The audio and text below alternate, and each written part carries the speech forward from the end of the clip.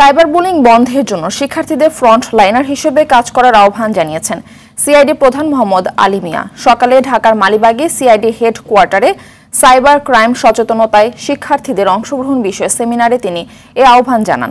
সচেতন হওয়ার পাশাপাশি সাইবার অপরাধ দমনে তথ্য দিয়ে সহযোগিতার আহ্বানও জানান তিনি।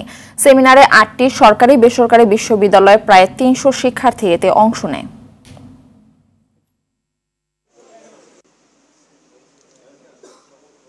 সাইবার ক্রাইমের বুলিং এর শিকার হয়ে তারা আত্মহত্যা করেছে।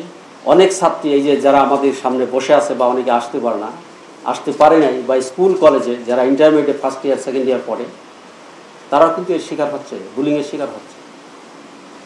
এটা প্রতিরোধ করার জন্য, এটি সচেতনতা বৃদ্ধি করার জন্য আমাদের আজকের এই প্রচেষ্টা।